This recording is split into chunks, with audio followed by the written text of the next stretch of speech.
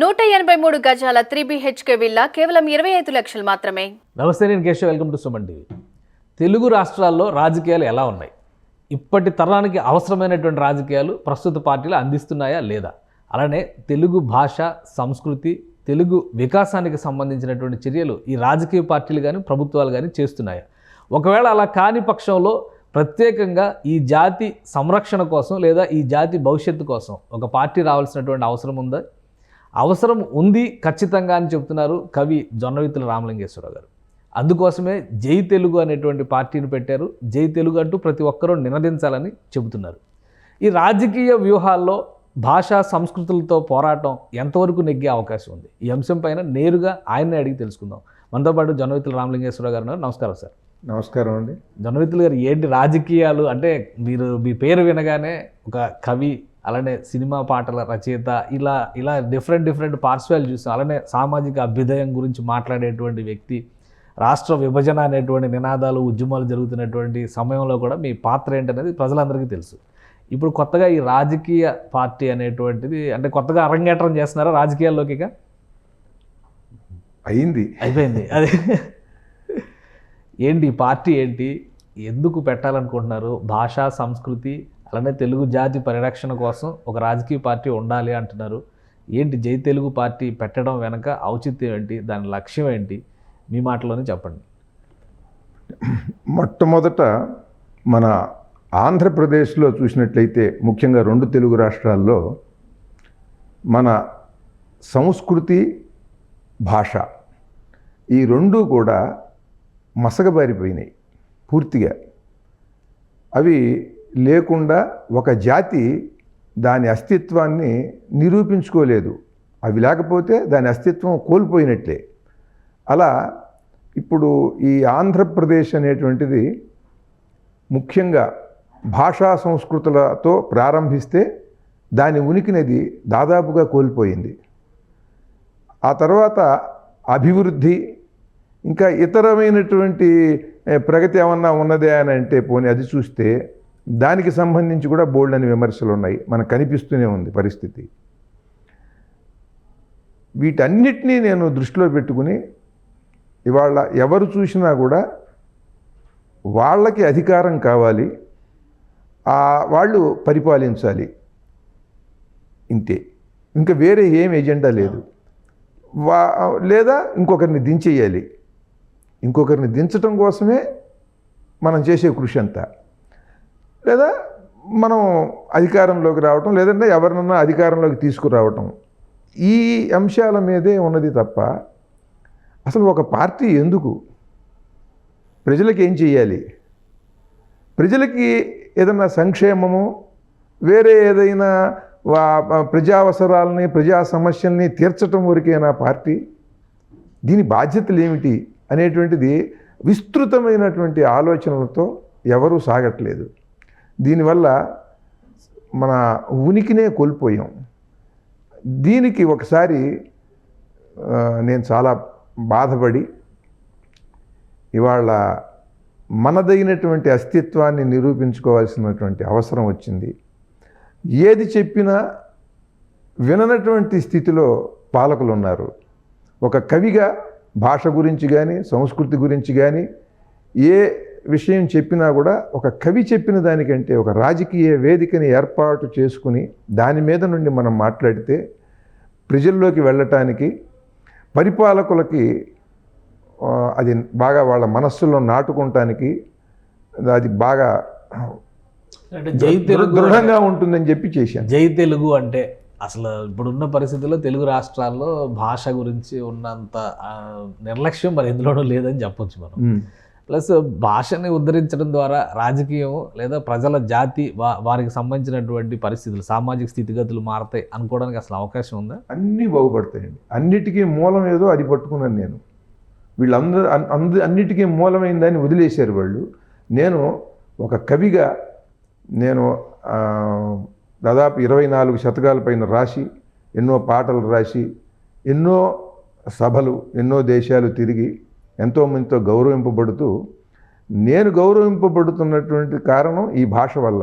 ఈ భాష పరిస్థితి చూస్తే ఎలా ఉన్నదంటే సరిగ్గా భాషలో ఉన్నటువంటి నలుగురు ఐదుగురు కవుల పేర్లు కూడా చెప్పలేకుండా 10వ తరగతి అయిపోతుంది పిల్లలకి.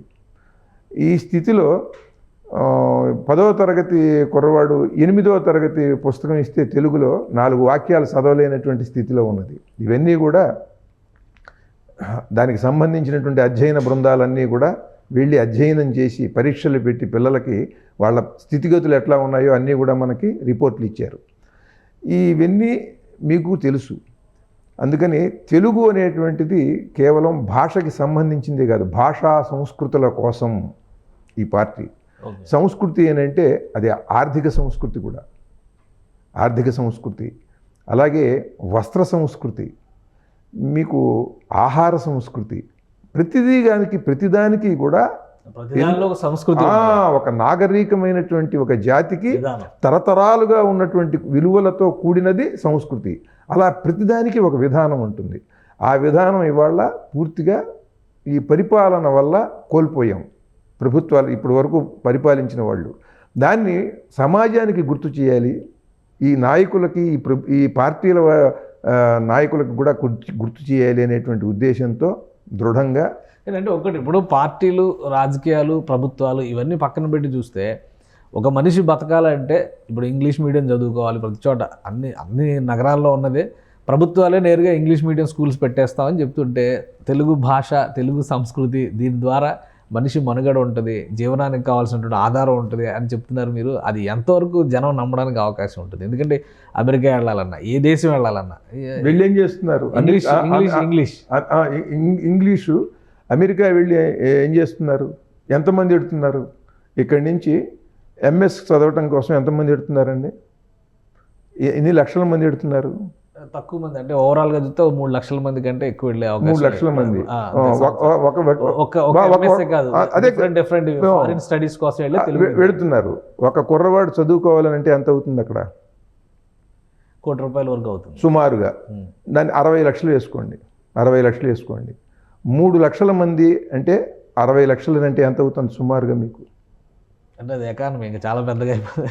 అంటే దాదాపు 10 ఇవన్నీ కూడా లెక్కలు వేసినటువంటి నిపుణులు చెబుతున్నారు. మీకు చెప్తున్నాను, 2 లక్షల కోట్లు కనీసం అవుతుందండి. మన వాళ్ళు ప్రతి సంవత్సరం వెళ్ళి చదువుకునేటువంటి విద్యార్థులు 60 లక్షల నుంచి 1,25,00,000 వరకు కూడా అవుతున్నది. వాళ్ళు వెళ్ళే విశ్వవిద్యాలయాలు కోర్సును బట్టి, వాళ్ళ జీవన విధానాన్ని బట్టి, వాళ్ళు ఖర్చులు పెట్టే దాన్ని బట్టి సుమారుగా 60 లక్షలు వేసుకుంటే ఇక్కడి నుంచి వెళ్ళేటువంటి ఈ విద్యార్థుల మీద కనీసం 3 లక్షల కోట్లు, 2 లక్షల కోట్ల నుంచి 3 లక్షల కోట్లు మనం అక్కడ ఖర్చు పెడుతున్నాం. ఇది తెలుగు వాళ్ళే ఖర్చు పెడుతున్నాం. తెలుగు వాళ్ళ వరకు చూసుకుంటే దీంట్లో అక్కడ ఉద్యోగాలు ఎన్ని వస్తున్నాయండి? 30,000 మందికి ఇస్తున్నారు వాళ్ళు సుమారుగా. ఏది మన తెలుగు కోటాలో 50,000 మంది కంటే మనం 30,000 కన్నా తెచ్చుకోలేము ఒకవేళ తెచ్చుకున్నా. మరి మిగతా వాళ్ళు ఏమవుతారండి? మిగతా 2,70,000 మంది ఏమవుతారు? మళ్ళీ ఇండియా వచ్చి ఇక్కడ ఏదో ఏం చేయాలి? వాళ్ళు వ్యాపారాలు పెట్టుకుంటారు, లేదా దానికి విద్యకు సంబంధించినటువంటి మరి ఈ 2,70,000 ఈ సంవత్సరానికే, వచ్చే సంవత్సరం మళ్ళీ ఇంకో 2,50,000 మంది, 2,50,000 మందిలా ఎంఎస్ చేసి తిరిగి వస్తూ ఉంటారు. వాళ్ళకి ఉద్యోగ కల్పన ఇక్కడ చేయాలి, ఉపాధి కల్పన ఇక్కడ చేయాలా? మీరు ఇంగ్లీష్ నేర్చుకుంటే మీకు ఉద్యోగాలు వచ్చేస్తాయని మీకు చెప్తాను. దానికి ఏం చేయాలంటే, ఇవాళ జపాన్ నుంచి టెక్నాలజీ తెచ్చుకుంటున్నారు, జర్మనీ నుంచి టెక్నాలజీ తెచ్చుకుంటున్నారు, రష్యా నుంచి తెచ్చుకుంటున్నారు. వార్ ట్యాంకులు, వార్ ఫ్లైట్లు, వాటికి సంబంధించినవి మన దేశంలో చేస్తున్నారు. అవునా? ఆ నిపుణులు మన వాళ్ళు కలిసి, మన వాళ్ళు కూడా ఆ టెక్నాలజీ తెలుసుకుంటున్నారు. ఇప్పుడు బ్రహ్మోస్ ప్రాజెక్ట్ ఉంది, రష్యా ఇండియా కాంబినేషన్ తెచ్చుకుంటున్నారు కదా. అలా అక్కడ బోధించేటువంటి ఆ బోధనా పద్ధతులు అవి గొప్పవైతే, అక్కడ ఉన్నటువంటి బోధకుల్ని వాళ్ళని మనం ఇక్కడికి పిలిచి ఇక్కడ విశ్వవిద్యాలయాలు నెలకొల్పలేమా? ఇక్కడ మన వాళ్ళు ఏమన్నా తక్కువ మంది ఉన్నారా మేధావులు? ఇక్కడ అధ్యాపకులు ఏమన్నా రాదా? ఇక్కడ అధ్యాపకులే కదా అక్కడికి వెళ్ళి బోధిస్తున్నది కూడా. కనుక ఇక్కడ వాళ్ళని అక్కడ వాళ్ళని కూడా కలిపి ఇక్కడే విశ్వవిద్యాలయం ఏర్పాటు చేస్తే ఇన్ని లక్షల కోట్లు వృధా ఖర్చు ఉండదు కదా. పిల్లలు దూరంగా వెళ్ళి ఎట్లా ఉన్నారో అని తల్లిదండ్రులకి మానసికంగా ఒత్తిడి, దిగులు ఉండదు కదా, పిల్లలకు ఉండదు కదా. ఆ తర్వాత వాళ్ళు అనవసరంగా ఈ ప్రయాణాలు చేసేటువంటి శ్రమ, ఖర్చు ఉండదు కదా. ఇదంతా ఇక్కడ అభివృద్ధిలో భాగం కాదా? ఇక్కడ అధ్యాపకులు అందరూ కూడా కానీ అంటే ఇవన్నీ చేయాలంటే మీరు ఒక ఎన్జిఓగా ఫైట్ చేయొచ్చు, లేదా ఒక సామాజిక అభ్యుదయ కార్యకర్తగా మీరు చేయొచ్చు. రాజకీయ పార్టీ పరంగా ఇవన్నీ చేయడానికి ఎంతవరకు అవకాశం ఉంటుంది? మీకు ఎప్పుడు ఉంటాయండి. ఎప్పుడు రాజకీయ నాయకుడు ఎవడన్నా చేస్తాడా? ఇది నాయకుడు ఒక ఆలోచన చేస్తాడు. రాజకీయ పార్టీ అంటే లక్ష్యం ఏంటి? నాయకుడు ఆలోచన చేస్తే దానికి తగిన నిపుణులు, యంత్రాంగం ఎప్పుడూ ఉంటుంది. తన ఆ నాయకత్వంలో తను తీసుకున్న నిర్ణయం మీద ఆ నిపుణులు ఎంతవరకు సాధ్యమవుతుంది, ఎంతవరకు కాదు చూసి దాన్ని బట్టి చేస్తారు. చేసినప్పుడు అది ముందుకు ఎడుతుంది. ఎవరన్నా ఒక నాయకుడు పూనుకుని చేస్తాడు, ఏమన్నా ఇల్లు కట్టించడం లాంటిదే కాదు కదా, బోళ్ళంత యంత్రాంగం ఉంటుంది ప్రభుత్వానికి. కనుక అలా ఆ దిశగా వెళ్ళాలి. అలాగే ఇప్పుడు మీరు మాట్లాడారు, ఇప్పుడు మన టీవీ ఈ మాధ్యమంలో ఎన్ని వేల కోట్లు బడ్జెట్ ఉంటుందనుకుంటున్నారు మీరు? మీకు తెలుస్తుంది. సుమారుగా భారతదేశంలో నిపుణులు చెప్తున్నది 25,000 కోట్ల రూపాయలు సంవత్సరానికి మీడియా ఇండస్ట్రీ.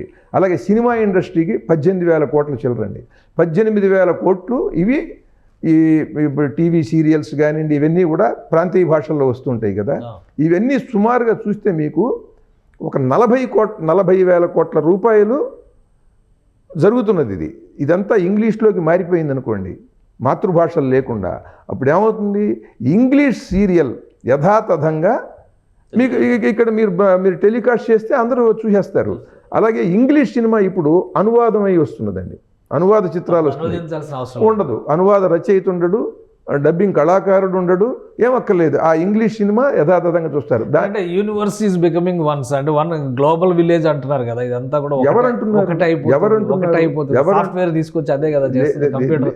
లేదు, వీళ్ళు చేతగానితనంతో వీళ్ళు చేయలేకంటున్నారు. వీళ్ళు జపాన్ వెంబడబడుతున్నారు టెక్నాలజీ కోసం. జపాన్ వెళ్ళి చూస్తున్నారు ఇక్కడ నాయకులందరూ. చైనా వెళ్ళి చూస్తున్నారు. చైనా నుంచి వాళ్ళకి ఏం కావాలన్నా తెప్పించుకుంటున్నారు. జర్మనీ వెళుతున్నారు.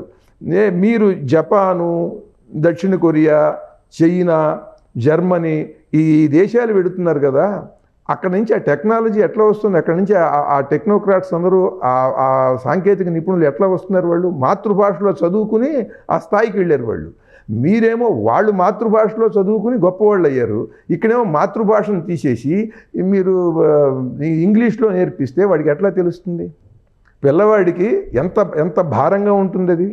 ఇప్పుడు ట్యాబులు అవి కూడా ఇస్తున్నారు. అదంతా కూడా ఫెయిల్ అయిపోయినటువంటి విద్యా వ్యవస్థ అండి. అదంతా యావత్ ప్రపంచంలో చాలా దేశాల్లో ఫెయిల్ అయినటువంటి విధానం అది.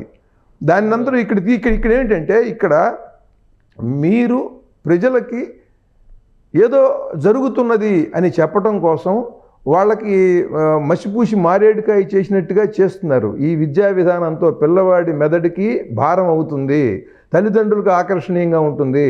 వాళ్ళకి 8వ తరగతి చదివేవాడికి 6వ తరగతి పుస్తకంలో 4 సరళమైన వాక్యాలు చదవటం చేత కావట్లా. 8వ తరగతి 10వ తరగతి చదివేవాడికి 4 ఇంగ్లీషు వాక్యాలు ఇస్తే అవి చదవటం చేత కావట్లా. ఇదంతా అధ్యయనం చేశారు. ఆంధ్రప్రదేశ్లోనే జరిగింది. అదంతా మనకి వాట్సాప్లో కూడా తిరుగుతున్నాయి.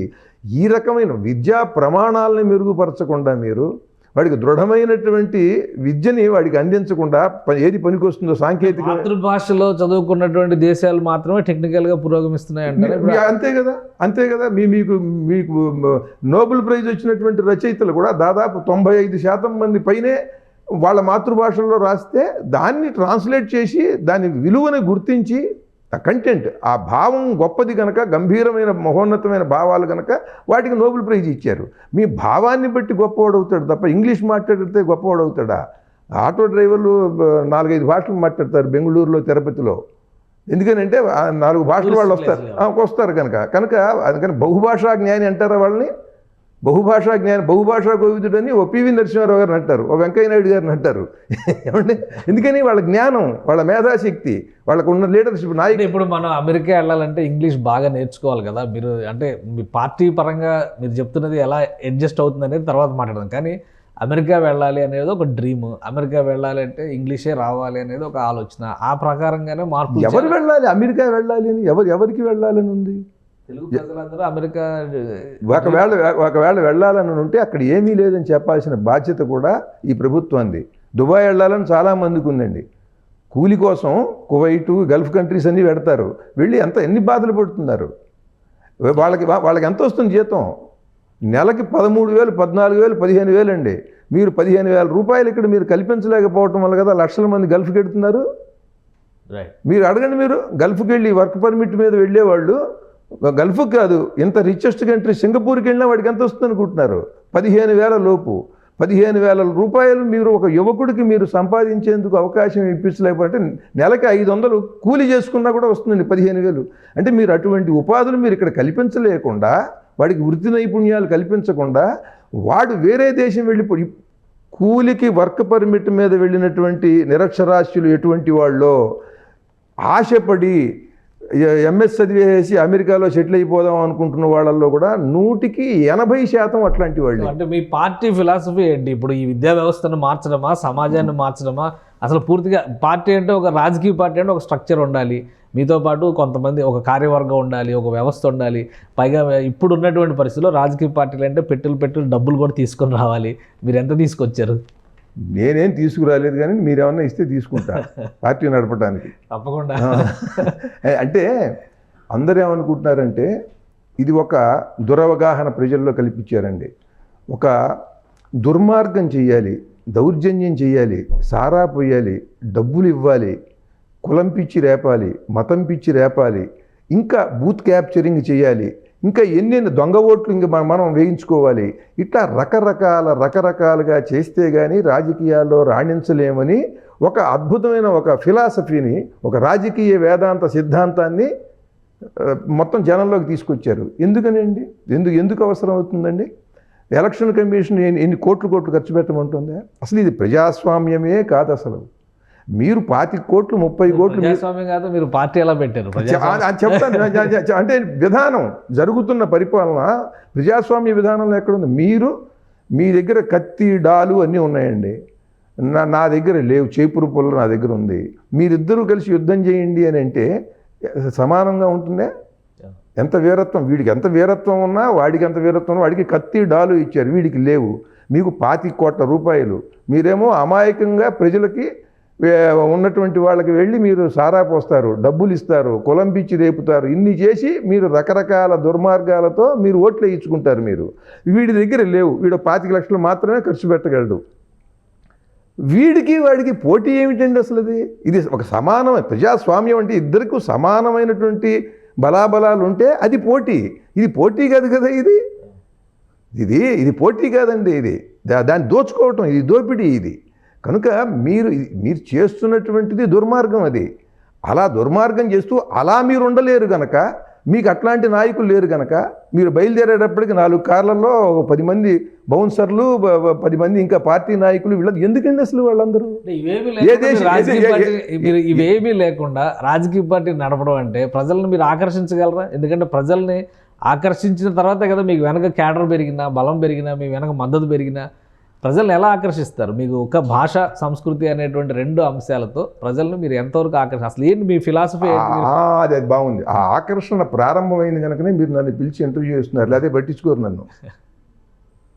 మీకు అంటే మేమేమనుకున్నామంటే మీరు ఒక కవి, మంచి రచయిత, చాలా సినిమా పాటలు రాసినటువంటి పాపులర్ సినిమా ఇండస్ట్రీలో పాపులర్ రైటర్ మీరు. ఇవన్నీ వదిలేసి రాజకీయాల వైపు వెళ్తున్నారు. అసలు ఏంటి, ఇందులో ఏం జరుగుతుంది తెలుసుకుందాం మీరు, లేదా మీరే ఒక పాట రూపంలో చెప్పండి మీ రాజకీయ పార్టీ ఏంటో, దాని ఫిలాసఫీ ఏంటో, దాన్ని ఏ విధంగా ప్రజల్లోకి మీరు తీసుకెళ్లాలనుకుంటున్నారు? తప్పకుండానండి.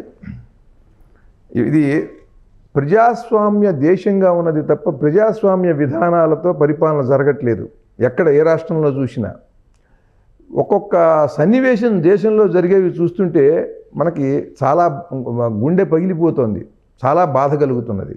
వీటన్నిటిని దృష్టిలో పెట్టుకుని ఈ అంశాల మీద నాలాగా బాధపడేవాళ్ళు 25% ఉన్నారండి ఈ ఓటర్లలో, లేకుండా లేరు. ఎందుకనంటే 70% మాత్రమే పోలింగ్ అవుతోంది. మిగతా ఒక 10% ఏదో ఆసుపత్రిలో ఉన్నవాళ్ళు, ఊళ్ళు వెళ్ళేవాళ్ళు, వేయలేని స్థితిలో ఉన్నవాళ్ళు, లేకపోతే సేవ చేస్తూ ఆసుపత్రిలో ఉండిపోయిన వాళ్ళు తీసేసిన 20% వేయట్లా. ఈ 20% ఎందుకని వేయట్లా? అది ఎవరన్నా ఆలోచించారా నాయకులు? ఎవరైనా సరే నీకు దమ్ముందా, నీకు ధైర్యం ఉందా, రకరకాల ఛాలెంజ్లు విసురుతున్నారు. వీళ్ళకి నిజంగా దమ్ము ఉంటే, వీళ్ళకి నిజంగా బుద్ధి జ్ఞానం ఉంటే ఆ 20 మందిని వచ్చి ఓటేసి చేసుకోగలరా? చేసుకోలేరు. ఈ విధానాలతో వాళ్ళు విసిగిపోయి, వాళ్ళకి అసహ్యం పుట్టి వాళ్ళు రావట్లా. వాళ్ళు డబ్బు తీసుకోవట్లా. చూడండి, ఆ 20% మందికి డబ్బు చేదా? వీళ్ళు ఇచ్చే ఓటు స్వామ్యం మీద వాళ్ళకి పెద్ద ఆసక్తి అది ఎందుకని లేదు? వీళ్ళ వల్ల, వీళ్ళ నిర్వాహకం వల్ల, వీళ్ళు చేసిన పార్టీల నాయకులు రాజకీయ వాళ్ళ వాళ్ళ వాళ్ళ విధానాలు, వాళ్ళ పరిపాలనలు, వాళ్ళ మాటలు, చేష్టలు చూసి వాళ్ళు రావట్లా. మీరు చూడండి, వాళ్ళు డబ్బులు తీసుకోవట్లా, సారా బాటిల్ ఇస్తే తీసుకోవట్లా, వాళ్ళకి కులం పిచ్చి లేదు. ఈ ఓట్లు, ఈ 20% ఓట్లు అయిన వాళ్ళు ఏదో ఒక్క కులం వాళ్ళు కాదు కదా, అన్ని కులాలు అన్ని మతాల్లోనూ ఉంటారండి. వాళ్ళు కులం పిచ్చి లేదు వాళ్ళకి. వాళ్ళ కులం నాయకుడు కూడా ఉంటాడు వీళ్ళలో, కానీ వాళ్ళ వెయిట్లా మతం పిచ్చి లేదు. వాళ్ళు ఏమీ చూడటల్లా. వీళ్ళెవళ్ళు సవ్యంగా లేరు. వీళ్ళు ఎవడొచ్చినా ఒకటే, ప్రజలకు అన్యాయం చేస్తున్నారు. వీళ్ళకి మనం వేసి అనవసరంగా అలాంటి వాళ్ళు ఇప్పుడు తప్పకుండా. ఇంకోటి, అటువంటి వాళ్ళు వచ్చి ఓటు వేయటానికి అసలు పార్టీ ఉందే? మీరు చెప్పండి. అటువంటి వాళ్ళు ధర్మం కోసం నిలబడ్డాడు, ఈ పార్టీకి ధర్మబద్ధమైన ఆశయాలు ఉన్నాయి అని అనుకునేందుకు ఒక్క పార్టీని చెప్తారా మీరు? ఇవాళ పరిపాలిస్తున్న పార్టీ కానీ, లేకపోతే పరిపాలించాలి, మనం అధికారంలోకి రావాలనుకున్న పార్టీ కానీ, వాళ్ళ ఆశయాలు ఏమిటండి? ఆయన్ని దించేసేయటం మన ఆశయమా? మిమ్మల్ని దించేసేయటం నా ఆశయం అండి. నేనేం చేయాలి? నా భాష ఎట్లా ఉంది? నా దేవాలయాలు ఎట్లా ఉన్నాయి? నా నదీ జలాలు ఎట్లా ఉన్నాయి? నా ఆహారం ఎట్లా ఉందండి? మంచి గాలి, మంచి నీరు, మంచి ఆహారం ఇవ్వగలుగుతున్నదండి ప్రభుత్వం. మంచి గాలి, ప్రకృతిలో భగవంతుడు ఇచ్చేటువంటి గాలిని పొల్యూట్ చేసేసి దాన్ని బీభత్సంగా, అది పీలిస్తే చస్తారా, ఈ నగరంలో ఉంటే 10 ఏళ్ళ ఆయుష్ తగ్గుతుంది, ఈ నగరంలో ఉంటే 8 ఏళ్ళ ఆయుష్ తగ్గుతుందని లెక్కలు మాత్రం చెబుతున్నారు మీరు. భగవంతుడు ఇచ్చినటువంటి గాలి కూడా సరి కలుషితం చేసేసినటువంటి దుర్మార్గం ఎవరిది? మంచి నీరు ఇవ్వగలరా మీరు? మంచి గాలి ఇవ్వగలరా మీరు? అవేవో ఇస్తాం, ఇవేవో ఇస్తాం అంటారేమిటి? ఇక్కడ ఉన్నవాడికి ఈ సంస్కృతి అంత గొప్పది, ఈ చారిత్రకమైనటువంటి ప్రాశస్త్యం ఏంటి, ఈ చరిత్ర పురుషులు ఎవరు, పురాణ పురుషులు ఎవరు, నీ గొప్పదనం ఏమిటి, ఇది చెప్పకుండా నీకు ఇంగ్లీష్ నేర్పేసి ఆ దేశం పంపిస్తాం, ఈ దేశం ఇప్పిస్తాను, నువ్వు అక్కడే బతుకు అంటే నువ్వేం చేస్తావు? నువ్వు నీ యువతరానికి నువ్వేం చేస్తావు అభివృద్ధి? సో మీరేం చేస్తారు చెప్పండి. జై తెలుగు పార్టీ తరపున మీరేం చేయాలనుకుంటున్నారు? మీ పాలసీ ఏంటి, మీ ఫిలాసఫీ ఏంటి, మీ ఐడియాలజీ వెనకాల జనం ఎందుకు రావాలి అని చెప్పండి. తప్పకుండా. ఇంకొకటి, అది చెప్పే ముందు అసలు ఇది ఎందుకు పెట్టాననేటువంటిది ఒక పాటలో చెప్పండి. ఇవేవీ లేకుండా ఉంటే ఈ దేశంలో అసలు ఈ పార్టీ అవసరమే లేదు, నేను పెట్టను. ఓకే. పెంట పెంట చేశారు ప్రజాస్వామ్యము, కంపుగొట్టిపోతోంది దేశం మొత్తము. పెంట పెంట చేశారు ప్రజాస్వామ్యము, కంపుగొట్టిపోతోంది దేశం మొత్తము. అన్ని పార్టీలకుంది భాగస్వామ్యము, ఇందులో అన్ని పార్టీలకుంది భాగస్వామ్యము. అది మార్చేందుకే జై తెలుగు ఆవిర్భావము, అందుకే జై తెలుగు ఆవిర్భావము. కోట్ల మంది శత్రువులకి పౌరసత్వము. ఎన్ని కోట్ల మందికి ఇచ్చారండి పౌరసత్వం? సరిహద్దుల నుంచి దాటి వచ్చిన వాళ్ళకి కోట్ల శరణార్థులు కదా, మరి ఆదుకోవాలి కదా. అదే అందరు శరణార్థుల్లో ఎంతమంది ఉన్నారు? అసలు రణార్థులు ఎంతమంది ఉన్నారు శరణార్థుల్లో? కోట్ల మంది శత్రువులకి పౌరసత్వము, వేల మంది చవటలకి వారసత్వము. కోట్ల మంది శత్రువులకి పౌరసత్వము, వేల మంది చవటలకి వారసత్వము. భవిష్యత్తు అమ్ముకునే బానిసత్వము, నోరు పైకి లేవని నపుంసకత్వము. మనకెందుకులే అనే మనస్తత్వము, ఆ సేతు హిమాచలం అరాచకత్వము. ముష్టి చిప్ప చేతికిచ్చి ప్రతి ప్రభుత్వము, భ్రష్టు బట్టిపోయింది నాయకత్వము.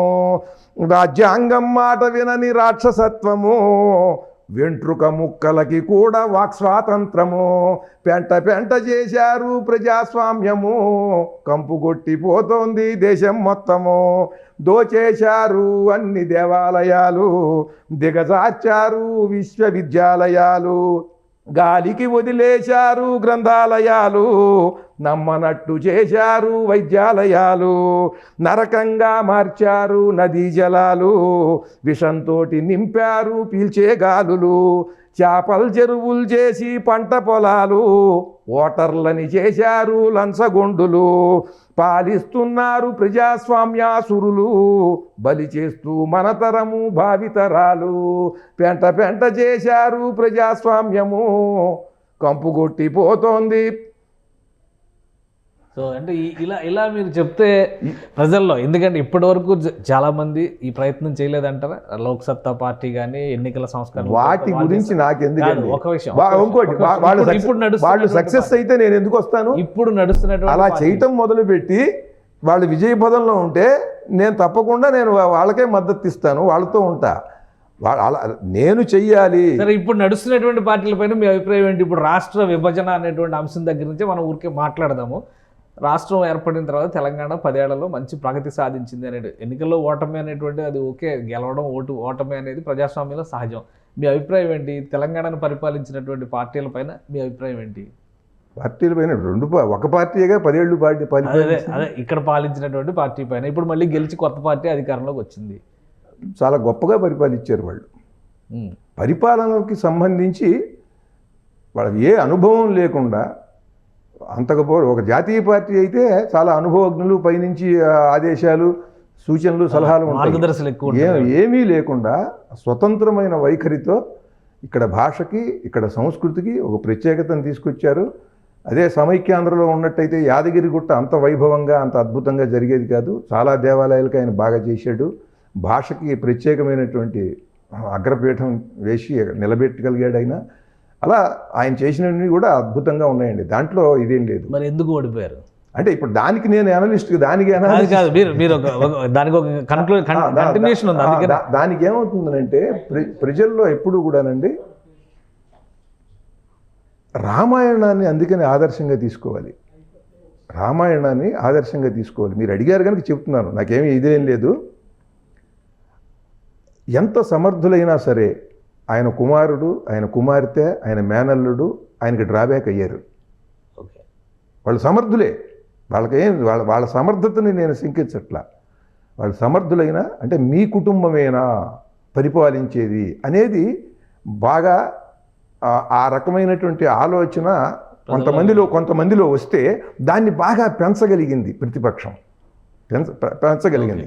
అందుకని ఎప్పుడూ కూడా నాయకుడు అందుకనే తన పట్ల ఎవరు అసూయపడకుండా, తనకి ఎవరు అణువంత కూడా తన మీద అపనింద వేయకుండా చూసుకోవాల్సినటువంటి అవసరం ఉన్నది. ఆయన చాలా మేధావి, చేయగలిగింది చేశాడు. ఆయన రకరకాల అన్ని రాజకీయ నాయకుడికి ఉండవలసినటువంటి అన్ని అద్భుత లక్షణాలు ఉన్నాయి.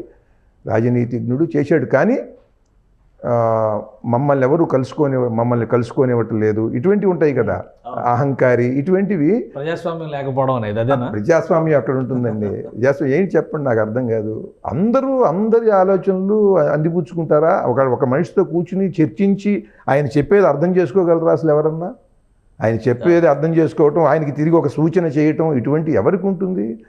అట్లాంటి వాడిని ఎవడు వదులుకోడు. వాళ్ళని పిలుస్తాడు, వాళ్ళతో తప్పకుండా ఆ సమాలోచనలు చేస్తారు, ఎవరు చేయకుండా ఉండరు.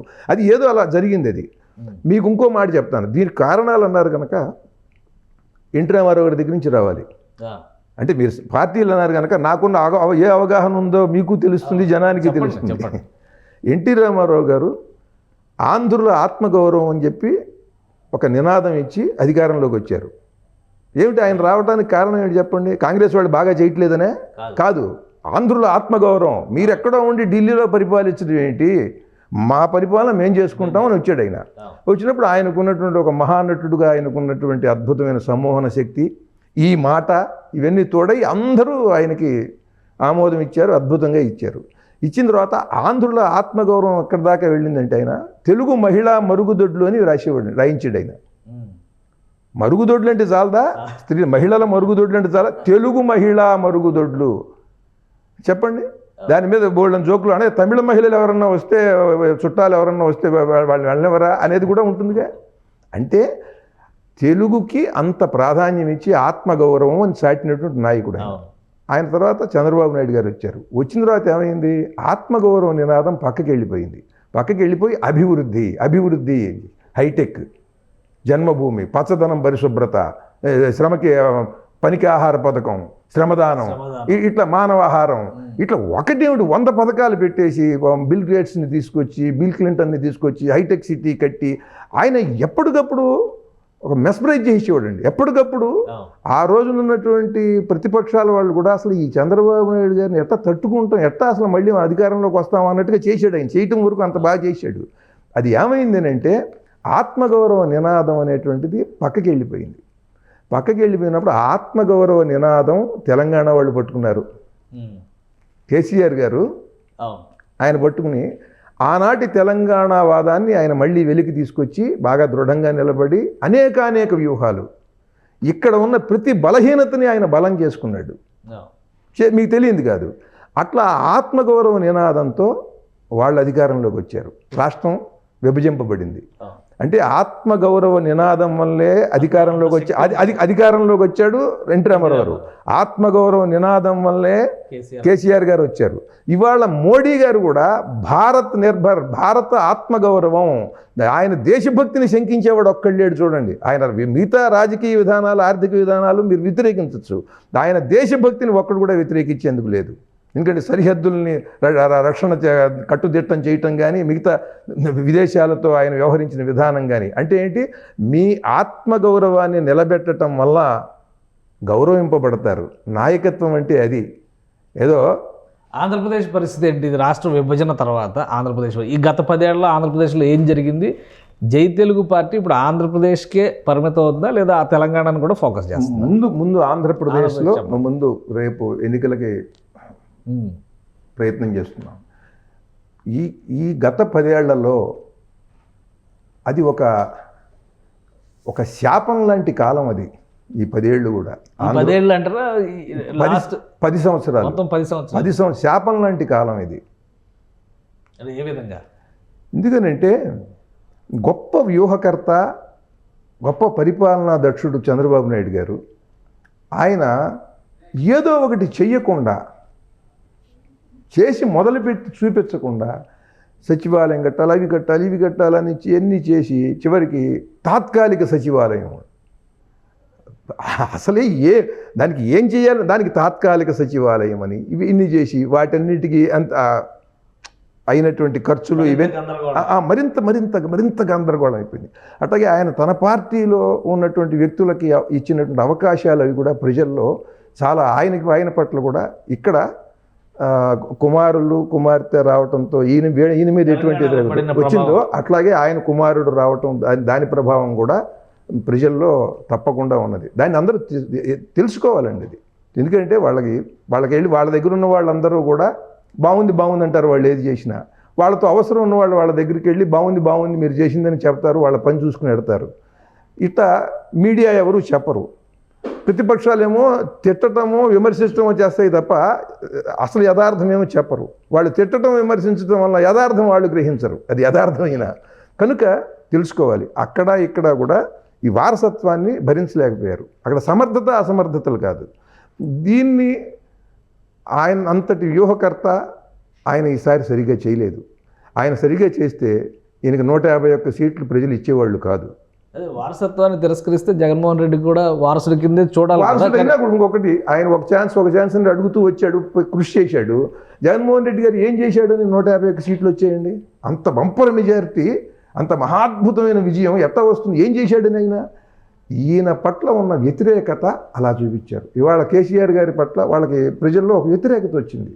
దాన్ని వాళ్ళు బాగా ఉపయోగించుకున్నాయి ప్రతిపక్షాలు. అట్లాగే అక్కడ కూడా జగన్మోహన్ రెడ్డి గారు ఒక ఛాన్స్ ఇవ్వండి, నేను మీకు రుణపడి ఉంటాను, మొత్తం మార్చేస్తానంటే వాళ్ళ నాన్నగారి యొక్క దృఢ సంకల్పం, ఆరోగ్యశ్రీ పథకాలు ఇవన్నీ పెట్టి ఆయన నమ్మిన వాడిని వదలడు అనేటువంటి ఒక గొప్ప పేరుంది ఆయనకి.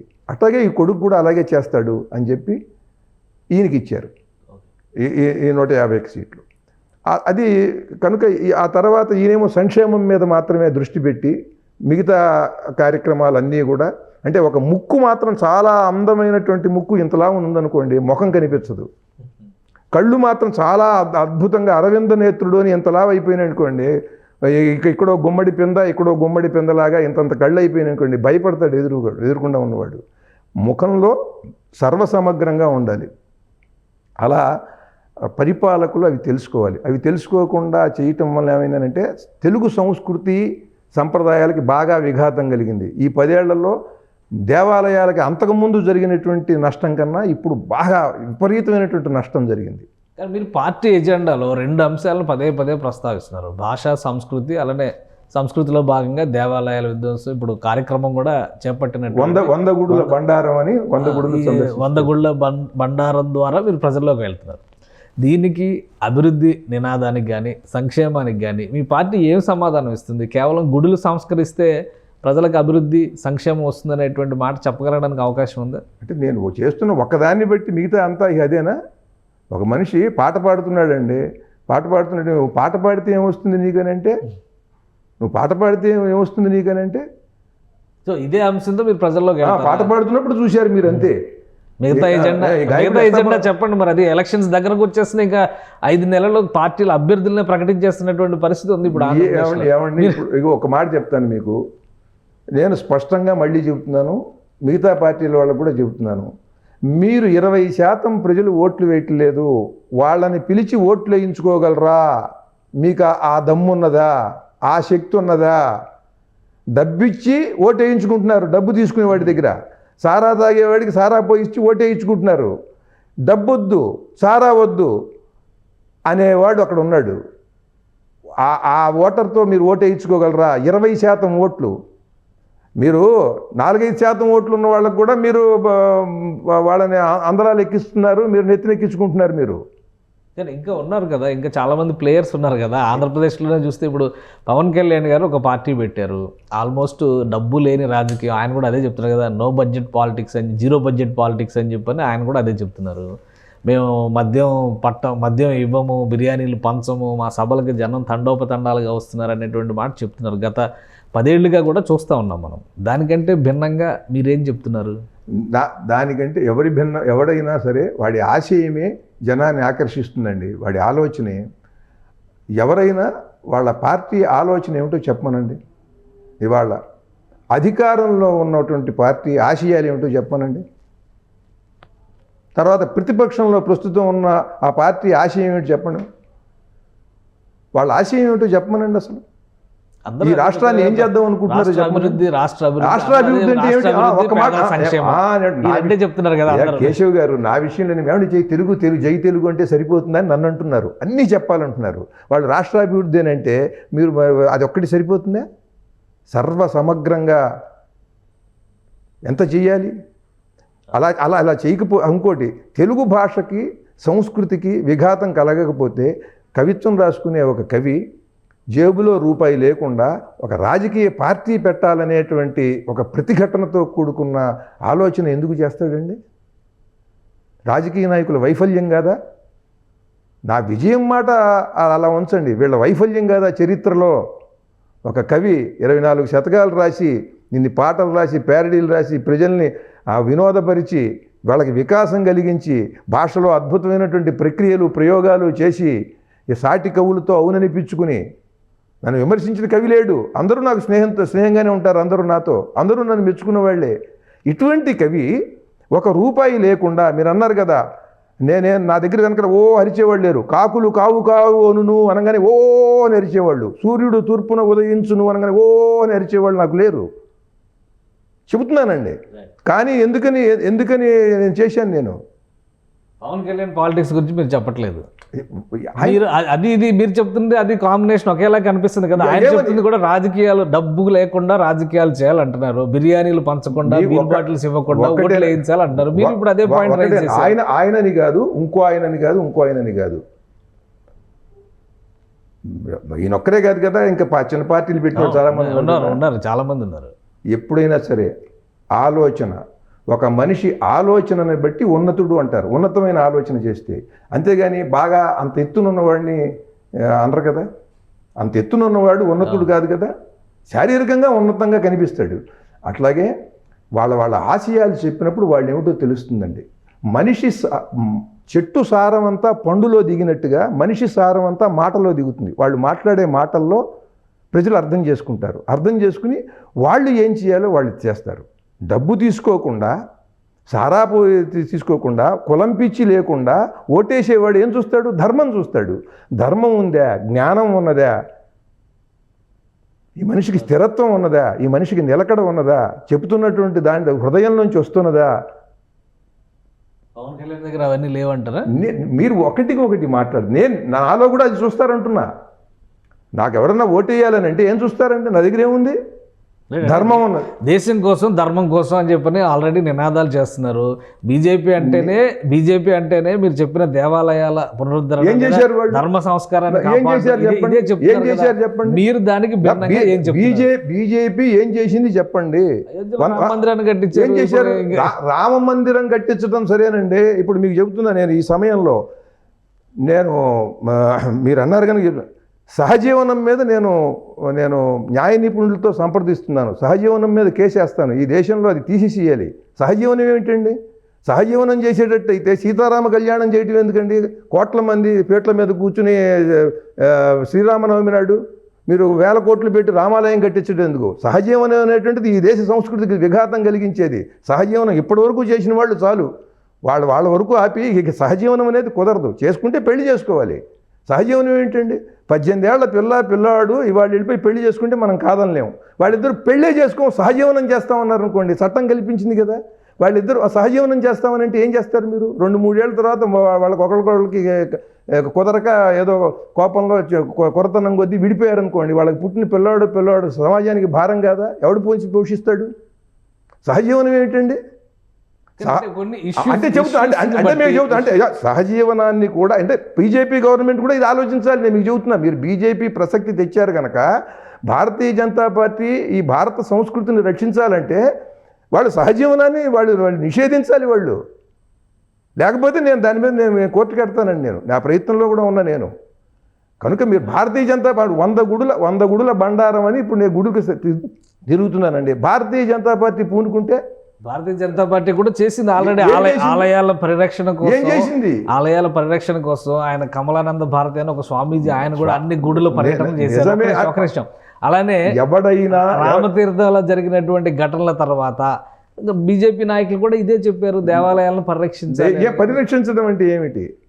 వాళ్ళకి నాకు తేడా ఉందండి. ధూపదీప నైవేద్యాలు పెట్టాలి అనే దాని మీద దేవాదాయ శాఖను రద్దు చేయాలి అన్నారు. దేవాదాయాల కోసం ధర్మం కోసం ఉపయోగించండి. అందరూ చెప్పే మాటలు నేను చెప్పను.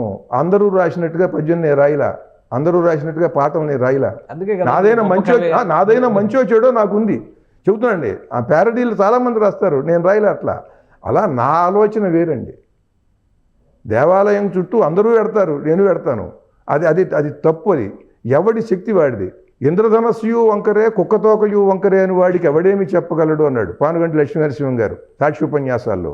ఇంద్రధనస్సు వంకరే నిజమే, కుక్కతోక వంకరే. వంకర అనే ధర్మం రెండిట్లో ఉంది. కానీ దాని ఆ వర్ణ వైవిధ్యం, ఆ వర్ణాల్లో ఉండేటువంటి ఆ దగదగ, ఆ సౌందర్యం, ఆ ఆకర్షణ కుక్కతోకకి లేదు. బాగా కుక్కను పెంచుకునే వాడికి అది ఆ తోక కూడా అందంగా ఉండొచ్చు, అది వేరే విషయం. అంటే నేను ఇప్పుడు ఈ ఉపమానాలు ఇవన్నీ చెప్పడం ఒక వ్యక్తిని కానీ పార్టీని కానీ పోల్చడం కాదు, ఈ సహజమైనటువంటి విషయాలు చెబుతున్నా మీకు. దీంట్లో మీరు దృఢంగా నిలబడి సరైనటువంటి పరిష్కారాన్ని అక్కడున్న సమస్యకి సూచిస్తే మంచి మనిషి స్పందిస్తాడండి. అట్లాంటి మంచి మనుషులు ఈ దేశంలో ఉన్నారు. 40-50% ధర్మం కోసమే నిలబడతారు, కులానికి అతీతంగా, డబ్బుకి అతీతంగా. తప్పనిసరి మన ఓటు వృధా అయిపోతుంది, వీళ్ళు గెలుస్తారు అని వాళ్ళకి వేసేస్తూ ఉంటారండి అమాయకంగా. అటువంటి వాళ్ళకు కూడా దృఢమైన వైఖరితో దీంట్లో ధర్మం ఉన్నది అని ఎవడన్నా ఒక పార్టీ నిలబడితే తప్పకుండా ఆ వ్యక్తి మారిటి వేస్తాడు. అది ప్రకృతి శక్తి అలా చేస్తుంది. మనిషి చాలా ధర్మాన్ని గ్రహిస్తాడండి. ఇంత దుర్మార్గంగా చేసే రాజకీయ నాయకులు కూడా డబ్బు తీసుకుని ఎందుకని వేయలేదని వాడిని అంటున్నాడా? వేయకపోతే అంటే ఏంటి? డబ్బు తీసుకుంటే వెయ్యాలన్నమాట కృతజ్ఞతతో. అది ధర్మం అన్నమాట. వాళ్ళు కూడా ధర్మం కోరుకుంటున్నారు, కానీ ప్రమాణాలు కూడా చేయిస్తున్నారు కదా మరి. అంటే వాడికి దేవుడు కావాలి, ప్రమాణం, ధర్మము, మాట మీద నిలబడటము, ఇవన్నీ ఉన్నాయి. కనుక అవేవి నాకు డబ్బు వద్దనుకున్న వాడికి ఒక ధర్మం కనిపిస్తే చాలు, వాడు వచ్చి వేస్తాడండి. ఇవాళ ఆ 20% వస్తే ఈ రాష్ట్రం కాదు కదా, ఈ దేశాన్ని మొత్తం తలకిందులు చేసేయచ్చండి. ఏంటి ఆ 20% అట్రాక్ట్ చేయడం కోసం మీ జెండాలో 5 రంగులు పెట్టారు. పంచరంగుల జెండా, 3 రంగుల జెండా గురించి తెలిసి ఇప్పటి వరకు కొన్ని పార్టీలు 2 రంగులు 1 రంగుతో పరిమితం అయినాయి. కానీ మీరు పంచరంగుల జెండా, పంచరంగుల జెండాకి దాని వెనకాల చెప్పాను కదా నేను, దానికి ఒక ప్రత్యేకమైనటువంటి ఆలోచన ఉన్నది. ఈ నీలం ఉన్నది చూసారా, ఇది స్వచ్ఛమైనటువంటి నదీ జలాలన్నీ స్వచ్ఛంగా ఉండాలి. ఓకే.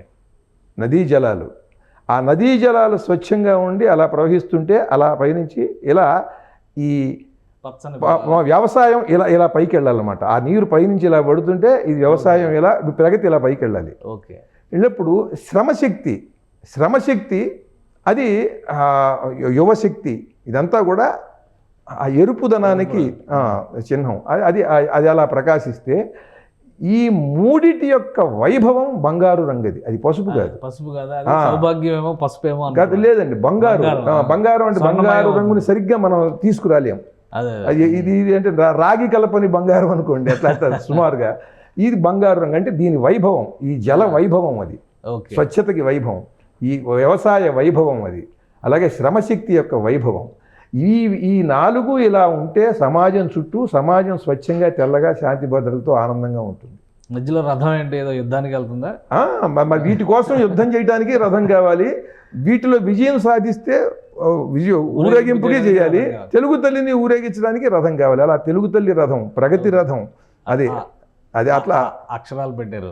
అవునండి, దానికి చెప్పానుగా, అంటే నీ మాతృభాషతో నీదైనటువంటి స్వశక్తితో జ్ఞానంతో నువ్వు ఎదగాలి. ఇప్పుడు మీకు ఆంగ్ల భాషకి సంబంధించినటువంటి సమస్య ఒకటి చెప్తాను మీకు, చిన్న సమస్య. పిల్లలకి వీళ్ళందరూ మసిపూసి మారేడుగా చేస్తున్నారు. బోధించేటువంటి వాళ్ళకే ఇంగ్లీష్ రాదు, పిల్లలకి రాదు. ఇదంతా కూడా ఒక తమాషా.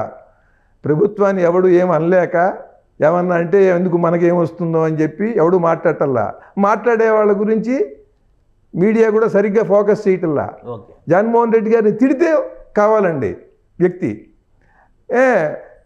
సూచన చేస్తే అక్కర్లా, తిట్టడమే ప్రధానమైపోయింది. వీళ్ళు కూడా ఏమనుకుంటున్నారంటే మనం గట్టిగా మాట్లాడాలి, బాగా తీవ్రంగా విమర్శించాలి, తిట్టాలి అనుకుంటున్నారు. దానివల్ల ప్రయోజనం లేదు. మీరు స్పష్టంగా సమస్య ఎక్కడున్నదో చెబితే ప్రజలకి అర్థమవుతుంది, పాలించే వాళ్ళకు కూడా అర్థమవుతుంది. వాళ్ళ తప్పును కూడా వాళ్ళు దిద్దుకునే అవకాశం ఉంది. తిట్టడం మొదలెట్టామనుకోండి, మీకు అసలు ఇది ప్రజలకి తెలియదు. బాగా తిడతాడురా, ఈయన వచ్చాడంటే బాగా తిడతాడు, ఎవరినో తిడతాడు అనేటువంటి ఉద్దేశంతో ప్రజలు అక్కడ కూర్చుంటారు. అంటే వాడి మనస్సుని చెడగొడుతున్నాం మనం. నిపుణుడు కూడా పొల్యూట్ అయిపోతున్నాడు. చూడండి, నిపుణుడు కూడా తనకి బాగా ఎక్కువ వ్యూస్ వస్తాయి, ఎక్కువ జనంలో బాగా ఇస్తారు, లేదా మళ్ళీ మళ్ళీ తిట్టేవాడిని పిలుస్తారు అని చెప్పి వాడు కూడా తిట్టడం మొదలెడుతున్నాడు. అది అక్కర్లా. వాడు యథార్థం చెప్పాలి. మీకు ఒక పిల్లవాడు బడిలో చేరాడండి. బడిలో చేరినప్పుడు వాడికి మామూలు మనందరికీ తెలిసిన కాకి కథ చెప్పారండి. ఒరేయ్, ఎండాకాలం బాగా ఒక కాకి బాగా దప్పికైందిరా, దాహం వేసింది. అది అటు ఇటు చూస్తే దానికి ఎక్కడ నీళ్లు కనిపించదా. అక్కడ ఒక కొండ ఉందిరా, ఆ కొండలో ఎక్కడో కింద నీళ్లు ఉన్నాయి. ఆ నీళ్లలో ఎలా ఆ నీళ్లు తాగాలో దానికి తెలియలా. అందుకని అక్కడ ఉన్న గులకరాళ్ళు తీసుకొచ్చి దాంట్లో వేసి ఒక ఉపాయంతో ఆ నీళ్లు తాగేసి కాకా అంటూ అరిచి వెళ్ళిపోయిందిరా. అంటే ఏం చేయాలి? ఈ కథలో ఏంటి వాడికి నీతి? ముందు కాకికి దాహం వేసింది అనేది తెలిసింది పిల్లవాడికి. నీళ్లు లేవు, కొండలో నీళ్లు ఉన్నాయి, అడుగునున్నాయి, కాకి కిందకి వెళ్ళదు కదా. పిల్లవాడికి వాడికి చక్కగా వాడికి ఆలోచన, వాడికి ఊహ వాడికి మెదులుతుంది. కాకి కింద ఏం చేసిందంటే ముక్కుతో తీసుకొచ్చి ఒక రాయి వేసింది. రాయి వేసినప్పుడు నీళ్లు పైకి వచ్చాయి. అంటే ఒక విజ్ఞాన సంబంధమైన విషయం తెలిసింది వాడికి. ఎందుకని రాయి వెడితే నీరు పైకి వచ్చిందనే తర్వాత తెలుస్తుంది వాడికి. ఈ నీరు తాగేసి వెళ్ళిపోయింది. నీరు ఎందుకు వస్తుందని ఏమన్నా అడిగాడు ఎవడన్నా పిల్లవాడు? కథ లక్షణం అది, ఒక కథ లక్షణం. ఇంకోటి, జ్ఞానం వాడికి తెలియకుండా అది ఉంటుంది. వాడు అప్పటికే ఇంట్లో తొట్టెలోనూ బిందెల్లోనూ అవి ఇవి వేస్తుంటాడు. వేసినప్పుడు ఆ నీళ్లు పైకి రావడం వాడికి తెలియకుండా వాడు గమనిస్తాడు. ఇవన్నీ వాడికి తెలిసిన విషయాలు కనుక ఈ కథ ఇంట్లో వాడు బడిలో విని ఇంటికి వచ్చి అమ్మమ్మకో నానమ్మకో తాతయ్యకో మామయ్యకో చెబుతున్నాడు అనుకోండి, వాళ్ళ అమ్మకో చెబుతున్నాడు అనుకోండి ముద్దుగా మాటలతో, వాడికి వచ్చిన మాటలు వాడికి ఇంకా 4 కల్పించి ఇవన్నీ కూడా వాడు చెబుతూ ఉంటాడు. సరిగ్గా చెప్పలేకపోవచ్చు కానీ అట్లా చెబుతాడు. ఇది ఇంగ్లీష్ మీడియంలో అనుకోండి, వాడికి రాగానే ఇంగ్లీష్లో వాడికి ఏం చెప్తాడు? మిడ్ సమ్మర్ అంటూ స్టార్ట్ చేయాలి, అంతే కదా. ప్రారంభమే మిడ్ సమ్మర్ అంటూ. మిడ్ సమ్మర్ అంటే వీడికి తెలుసా? వీడు విన్నాడా ఆ మాట? కాకినేమంటారు ఇంగ్లీష్లో? ఆ తర్వాత దానికి బాగా దాహం వేసింది. దాహం అంటే ఏమిటి? అంటే ప్రతి పదానికి కూడా అక్కడ కొండ ఉన్నది, కొండలో నీళ్లు ఉన్నాయి. కొండ అంటే ఏమంటారు? దాంట్లో నీరుని ఏమంటారు? అక్కడి నుంచి రాయిని తీసుకొచ్చి ఇక్కడ వేసినప్పుడు నీళ్లు పైకి వచ్చాయి. ఇదంతా వాడు ఇంగ్లీష్లో చెబుతారు వాడు అదంతా అర్థం చేసుకుని ఇంటికి వచ్చి కథ చెప్తాడా? చెప్పడం. అదనమాట దరిద్రం. భావదరిద్రానికి పరాకాష్ట ఈ పాఠ్యాంశాలును ఈ బోధన ఇంగ్లీష్లో. పిల్లవాడికి 8వ తరగతి వరకు కనీసం మాతృభాషలో నేర్పితే వాడికి సృజనాత్మకత పెరుగుతుంది. ఇంట్లో వినే మాటలు, చుట్టూ పిల్లలు అందరూ ఆడుకుంటున్నప్పుడు వినే మాటలు, ఈ మాటలతోనే పాఠ్యాంశాలు రూపకల్పన చేయాలి.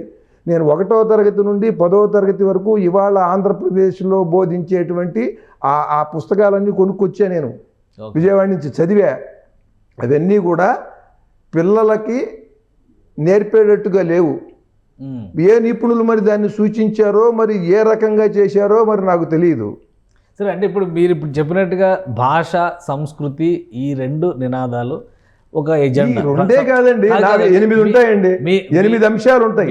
మీ 8 అంశాలకి దిక్సూచి మీరు చెప్పిన రథం ప్రకారం చూస్తే కూడా రథం చక్రాలు అయితే భాషా సంస్కృతే కదా, దాని నుంచే కదా. అవునండి, అవును. ఈ నినాదాలు తీసుకుని 175 మందిని 175 నియోజకవర్గాల్లో మీరు నిలబెడతారా? అదే ప్రయత్నం. మీకు ఇంకొకటి చెబుతున్నాను, మీరు ఇన్ని నినాదాలు ఉండక్కర్లేదండి. స్వాతంత్ర సమరంలో వందే మాతరం అన్నాడు. ఈ మాతృదేశానికి, మాతృభూమికి నమస్కరించు, వందే మాతరం అన్నాడు. ఒకటే మాట. అది వాళ్ళ హృదయానికి హత్తుకుందండి. ప్రతివాడు వందే మాతరం అన్నాడు. అలా అవి 9 ఉండాలా, 10 ఉండాలా, 15 ఉండాలా? 8 సూత్రాలు చెప్తున్నారు కదా, 8 ఉంటాయి. 8 ఉంటాయి. నేను అవి ఇప్పుడే కాదు, దాన్ని తుది మెరుగులు దిద్దుతున్నాను. అష్టైశ్వర్యాలు కావాలా, అష్ట కష్టాలు కావాలా అని అడుగుతాను ప్రజల్ని. అంతే. ఇట్లాగే అష్ట కష్టాలు పడుతూ ఉంటారా? ఈ భావదరిద్రంతో, ఈ భావ దౌర్భాగ్యంతో ఈ పరిపాలనకే మీరు మద్దతు ఇస్తారా?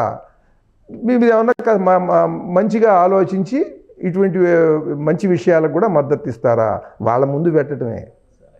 మీరు మొత్తానికి పూర్తి రాజకీయ నాయకుడిగా మారిపోయారు. సినిమా పరిశ్రమకు కానీ ఆ జీవితానికి కానీ ఇప్పుడు విరామం ఇచ్చేసారా, లేదా విరమణ చేసేసారా? విరమణ అనేటువంటిది ఎప్పుడు ఒక కవికి చెప్తాను. మీకు ఒక కవికి నేను పూర్తిగా నా ఆలోచనలు తెలియజేసిన తర్వాత మీకు ఒక 1-2 నెలల్లో కేశవ్ గారు మీకు అర్థమవుతుంది. ఇది నా స్వధర్మం కాదు. ఇది నా స్వధర్మం కాదు. బాధ్యత తీసుకున్నారు. కానిది ఎందుకని చేశానంటే, ఎవడికి స్వధర్మమో, ఎవడు సమర్థుడో, ఎవడు మేధావో, ఎవడు వ్యూహకర్తో, ఎవడు శ్రేణుల్ని నడపగలడో వాడు స్వార్థపరుడై ఈ జాతి నాశనం అవడానికి కారకుడవుతున్నాడు. దీన్ని పట్టించుకోవట్లా. నేను, నా కుటుంబము, లేకపోతే నేను, నా ఆస్తి, నేను, నాకు పేరు, అధికారంలో ఉంటే చాలు కదా. అన్ని పేపర్లలో మనమే కదా అడ్వర్టైజ్మెంట్, ఎక్కడెక్కడ పడితే అక్కడంతా మనమే కదా. ఇది ఒక రాష్ట్రము, ఇది ఒక ప్రజా సమూహము, దీనికి ఒక చరిత్ర ఉంది, దీనికి ఒక ప్రాచీనత ఉన్నది. ఎంతసేపు కూడా మనం అధికారంలోకి వస్తే మనదే పథకం, నా పేరుతోనే పథకం, జొన్నన్న పథకం, రేపు వస్తే నేను వస్తే, అంతేనా? అంటే సిగ్గుండాలండి. ఎంతమంది మహనీయులు ప్రాణత్యాగాలు చేసినటువంటి తెలుగు వాళ్ళు ఉన్నారు. ఎటువంటి ఒక బుడ్డా వెంగళరెడ్డి సర్వస్వం దానంకి అలా ధారపోసినటువంటి వాడు. కానీ బుడ్డా వెంగళరెడ్డి గారు ఎవడన్నా తెలుసా? ఒక పేరు తెలుసా? పాఠ్యాంశం పిల్లలకి ఏమన్నా తెలుసా? ఒక డొక్కా సీతమ్మ గారు. ఏమండి, మీరు వారు వస్తే వారు ఒక అన్న, వారి క్యాంటీను, వీరు వస్తే వీరొక అన్న, వీరి క్యాంటీను, లేకపోతే వీరి పథకం. ఎట్లా అయిపోతుందండి? ఈయన కాకుండా ఆయన రాగానే ఆయన పేరు మారిపోయి ఆ అన్న ఈ అన్న అయిపోయి పథకమా? అసలు వేరే ఈ చరిత్రలో ఒక మహాపురుషుడు లేడు, ఈ పురాణ పురుషులు ఎవరు లేరు. మొత్తం తెలుగు భాష, తెలుగు జాతి వీళ్ళతోనే పుట్టిందే, లేకపోతే వీళ్ళేమన్నా సృష్టి చేశారా వీళ్ళేమన్నా ఈ జాతిని? సరే, అంటే 175 నియోజకవర్గాల్లో పోటీలోకి దిగాలంటే కూడా పార్టీ నిర్మాణం ముఖ్యం. దానికి తగ్గట్టుగా మీరు వనరులు కూడా సమకూర్చుకోవాల్సి ఉంటుంది. వాటి పరిస్థితి ఏంటి? అంటే ఇప్పుడు జనం మీరు నినాదాలు ఇచ్చిన తర్వాత వాళ్ళకు ఉండేటువంటి ఆకర్షణను బట్టి వస్తారు, కానీ మిగతా నిర్మాణం అయితే మీరే చేయాలి కదా. ఏమండి కేశవ్ గారు, మీలాంటి జర్నలిస్టులు 175 మంది 10,000 చొప్పున ఇస్తే వాళ్ళకి ముందు ఫీజు కట్టేసి, అభ్యర్థిగా కావాల్సింది కట్టేసి చెబుతున్నా, అవునా కదా? ఏమని చెప్పండి, మీరు ఎవరో 10,000 అవసరం అయితే మరి అంతే చాలు. నాకు ఇలాంటి మిత్రులు ఉంటే చాలు. ఇంకొకటి అండి, ధనాన్ని నమ్ముకుని బరిలోకి దిగుతున్నారు. ఒక్కడు గుండె మీద చేసుకుని చెప్పగలడండి నేను గెలుస్తానని. 25 కోట్లు ఖర్చు పెడుతున్నాడు, 30 కోట్లు ఖర్చు పెడుతున్నాడు, బూత్ క్యాప్చరింగ్లు చేస్తున్నారు, దొంగ ఓట్లు వేస్తున్నారు, కులం పిచ్చి సారా పోస్తున్నారు, డబ్బిస్తున్నారు. ఇంత చేసేసాం కదా, అమ్మ హాయిగా మనం పడుకోవచ్చు అని చెప్పి కోట శ్రీనివాసరావు గారి లాగా చేతిని వెనకాల పెట్టుకుని కాళ్ళు ఆడిస్తూ హాయిగా పడుకుని కులాసా కబుర్లు చెప్పగలడా? లేదు. గజగజలాడిపోతూ ఉంటాడండి రేపు ఎన్నికల ఫలితాలు వచ్చేంత వరకు. 25 కోట్లు ఖర్చు పెట్టి ఇన్ని దౌర్భాగ్య పనులు చేసిన వాడే నేను గెలుస్తానని చెప్పేటువంటి ధైర్యం లేదు. మీరు గెలుస్తారని నన్ను అడుగుతారు ఏంటండి? నాకుంది. నేను ధర్మం కోసం నిలబడ్డా. ధర్మం తెలిసినటువంటి వాడు, నేను ధర్మానికి మద్దతు ఇస్తాననుకున్నవాడు వస్తే బంపర్ మెజార్టీతో గెలుస్తా. అలా కాదు, నేను దుర్మార్గానికే వేస్తా, నా కులం పిచ్చే నాకు గొప్పది, నేను సారా తాగి వేస్తాను అనుకున్నాడు అనుకోండి, దాన్ని ఎవడేం చేస్తాడండి? వాడు ఎవడు మార్చగలడు? కనుక ఓటరు చీటర్ అయినప్పుడు మీకు ధర్మానికి ఓటు పడదు. కనుక ఓటర్లందరూ చీటర్లు కాదు, అమాయకులు కూడా. మీరు మేలు కొలుపుతారంటారు. మేలు కొలపక్కర్లా, వాళ్ళ మేలు వాళ్ళకి తెలుసండి. ఆ మేలు ఎలా ఉంటుందో ఇలా అని చెప్పేందుకు ఒక పార్టీ లేదు. ప్రతి పార్టీ కూడా నేను మిమ్మల్ని తిట్టడం, మీరు నన్ను తిట్టడం తప్ప ఏముందండి ప్రజలకు చెప్పండి? రాజకీయాలు పెట్టుకుని కన్క్లూడ్ చేద్దాం, కానీ మీరు అసలు విషయం చెప్పలేదు. సినిమాలకి మీరు దూరం జరిగారా? నేను సినిమాలకు దూరం జరగలేదు, మర్చిపోయాను మీకు చెప్తున్నాను. సినిమా పరిశ్రమ ఆంధ్రప్రదేశ్లో వెళ్ళునుకోవాలి. సినిమా పరిశ్రమ రాజకీయ పార్టీగా పిలుపునిస్తున్నారా, సినిమా పరిశ్రమలో వ్యక్తిగా మాట్లాడుతున్నారా? నేను సినిమా వ్యక్తిగా మాట్లాడుతున్నాను, తెలుగు కవిగా మాట్లాడుతున్నాను, ఒక రాజకీయ పార్టీ పెట్టినవాడిగా మాట్లాడుతున్నా. 3 రకాలుగా మాట్లాడుతున్నా. ఆంధ్రప్రదేశ్లో తెలుగు సినిమా పరిశ్రమ అభివృద్ధి చెందితే అద్భుతమైనటువంటి అవకాశాలు అక్కడ వస్తాయి. ఆంధ్రప్రదేశ్లో అభివృద్ధి తేవట్లేదు అని జగన్మోహన్ రెడ్డి గారిని అంటున్నారు ఇక్కడ రాజకీయ నాయకులు కూడా. వాళ్ళందరూ సినిమా పరిశ్రమని అభివృద్ధి చేసేందుకు ప్రయత్నం చేయాలండి. ఇక్కడ నిర్మాతలు, ఇక్కడ హీరోలు, ఇక్కడ దర్శకులు, ఇది చాలా టాప్ లెవెల్లో ఉన్నట్టు. తెలుగు పార్టీ తెలంగాణలో ఉండదా అంటే ఇది పూర్తి చేద్దామండి. చాలా అగ్రస్థానంలో ఉన్నటువంటి నిర్మాతలు, దర్శకులు, హీరోలు ఆంధ్రప్రదేశ్లో సగం షూటింగ్లన్నా ప్రయత్నం చేసి వాళ్ళు ప్రయత్నపూర్వకంగా చేయాలి. అక్కడ ఆదాయం 60% వస్తుందండి, రెవెన్యూ అక్కడ 60% వస్తుంది, ఇక్కడ 40% వస్తుంది. మీరేమో అక్కడ 60% సంపాదించి అక్కడేమో పరిశ్రమలు తేవట్లేదు, అభివృద్ధి తేవట్లేదు అని వాళ్ళని విమర్శిస్తూ మీరు ఇక్కడ కూర్చుంటే అది సమంజసమా? కాదు.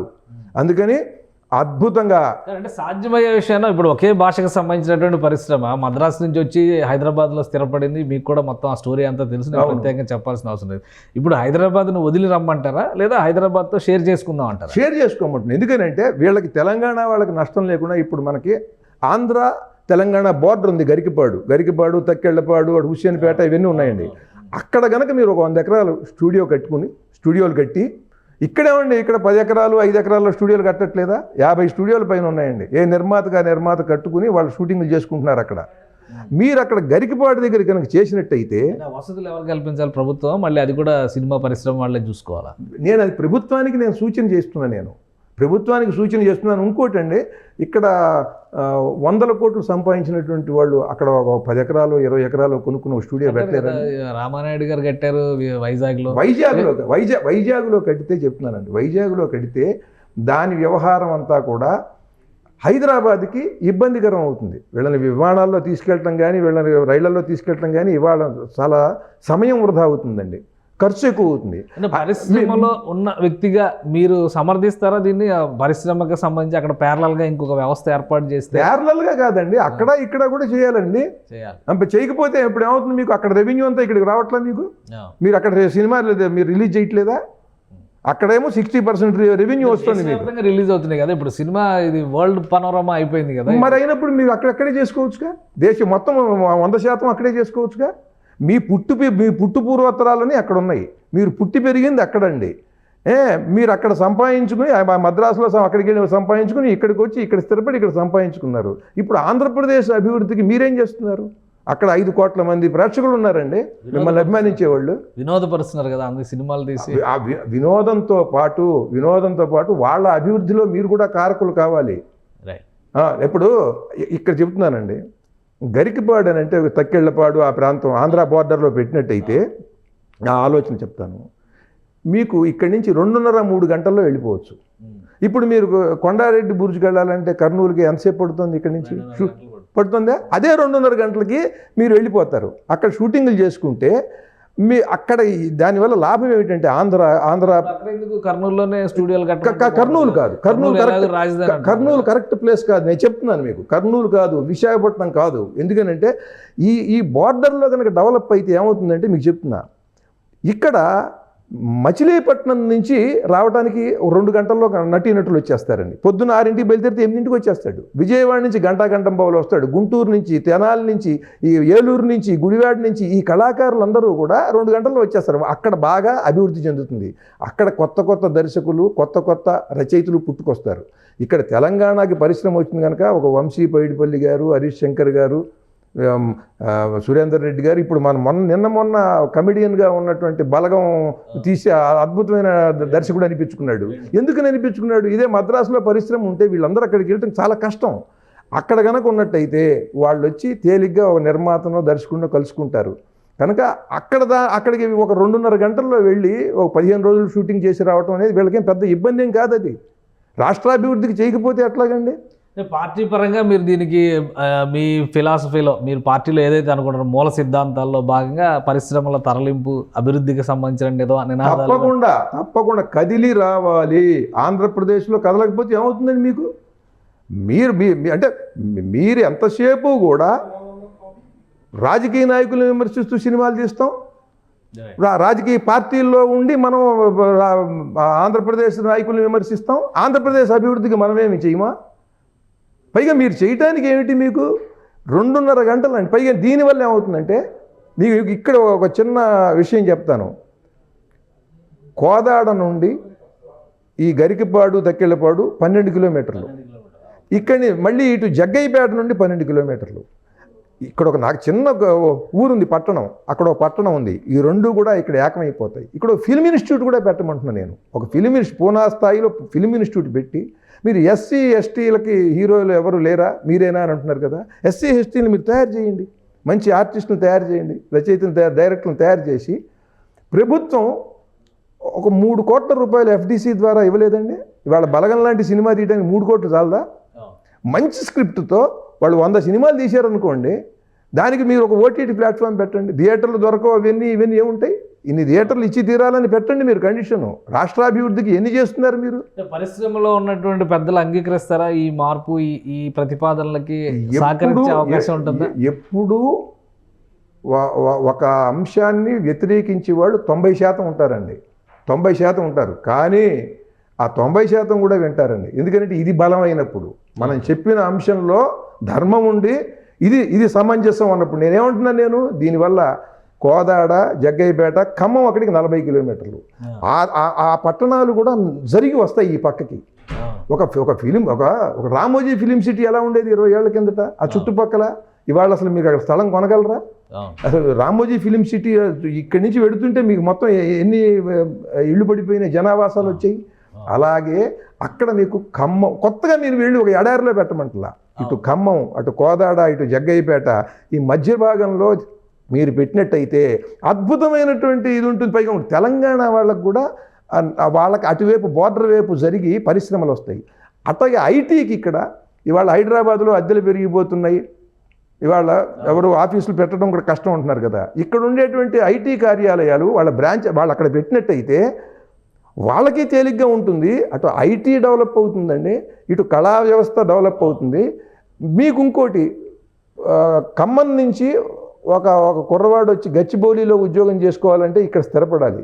అదే అక్కడ కనుక ఐటీ కంపెనీలు వచ్చాయనుకోండి, మీకు అక్కడి నుంచి తను స్కూటర్ మీద వెళ్ళిపోతాడు, కారు మీద వెళ్ళిపోతాడు. సూర్యాపేట, కోదాడ, మిర్యాలగూడ, ఇవన్నీ వీళ్ళందరికీ కూడా చాలా అది ఉపయోగకరంగా ఉంటుంది. తెలంగాణ పైన మీ పార్టీ స్టాండ్ ఏంటి? ఇప్పుడు అసెంబ్లీ ఎలక్షన్స్ అంటే అయిపోయినాయి కాబట్టి ఇప్పుడు అవకాశం లేదు. మరి కామన్ జాతీయ సార్వత్రిక ఎన్నికలు ఉన్నాయి, లోక్సభ ఎలక్షన్స్ అయితే తెలంగాణలో, ఆంధ్రప్రదేశ్ అసెంబ్లీ ఎలక్షన్స్తో పాటే జరుగుతాయి. పార్టీ పరిస్థితి ఏంటి? తెలంగాణలో కూడా జై తెలుగు శాఖ ప్రారంభం అయినట్టేనా? ముందు ఆంధ్రప్రదేశ్ స్థితి చాలా ఎక్కువగా భాషా సంస్కృతుల పట్ల ఆ, ఆ, దయనీయ స్థితిలో ఉన్నదండి. భాషా సంస్కృతుల పట్ల తెలంగాణ లేదు. ఈ 10 ఏళ్లలో చాలా ఉజ్వలంగా ఉన్నది. నేను చూసి చెబుతున్నా. కనుక ముందు ఎక్కడ బాగా దెబ్బ తగిలిందో అక్కడ కట్టుకట్టి అక్కడ వైద్యం చేయాలి. అందుకని నేను తెలంగాణ లోక్సభ ఎలక్షన్స్లో జై తెలుగు పార్టీ ఏం ప్రయత్నం చేయండి. నేను చెబుతున్నా, నేను ఒక మొలకగా ప్రారంభమయ్యాను. అది ఎక్కడికి ఎడుతుందో ఎవడికి తెలియదు. నాకు తెలియదు కాదు, 25 కోట్లు 30 కోట్లు పెట్టి బరిలో దిగుతామన్న వాడికి సీట్ ఇస్తాడో లేదో తెలియదు. ఏమండి, సీట్ ఇస్తాడో లేదో తెలియదు. ఇస్తే మరి అప్పటి పరిస్థితులు ఎట్లా ఉంటాయో తెలియదు. ఎన్ని గందరగోళాలండి వీటిల్లో.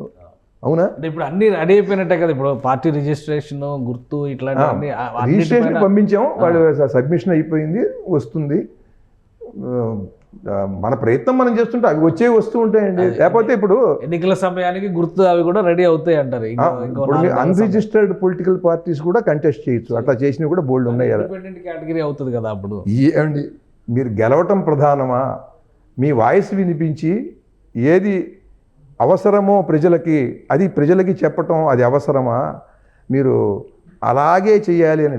ఎగబడి తెగబడి నరికెడు వానికి రథమేలా తురగమేలా అన్నాడు.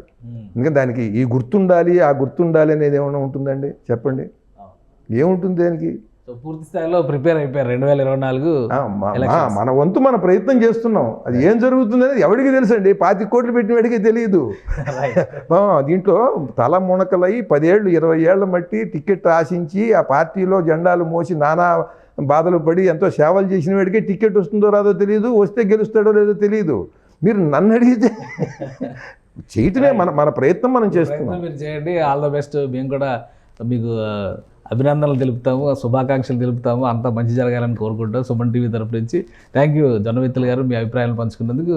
ఇది జొన్నవిత్తుల గారి అభిప్రాయం. అలానే జై తెలుగు పార్టీ అనేది భాష సంస్కృతి విధ్వంసం ఎక్కడ ఎక్కువగా జరిగిందో అక్కడి నుంచే ప్రారంభమవుతుంది. రాబోయే రోజుల్లో ధర్మం కోసం నిలబడే వాళ్ళందరూ తమతో నడుస్తారనేటువంటి మాట జొన్నవిత్తుల గారు చెప్తున్నారు. రాబోయేటువంటి రోజుల్లో ఆంధ్రప్రదేశ్ అభివృద్ధికి సంబంధించి కూడా ఆయన 8 దిక్కుల 8 నినాదాలతో వెళ్ళేటువంటి ప్రయత్నం చేయబోతున్నారు. అది అభివృద్ధి రథం, విజయ రథం అవుతుంది అనేటువంటి ధీమాతో ఉన్నారు. ఇది స్పెషల్ డిస్కషన్. Keep watching.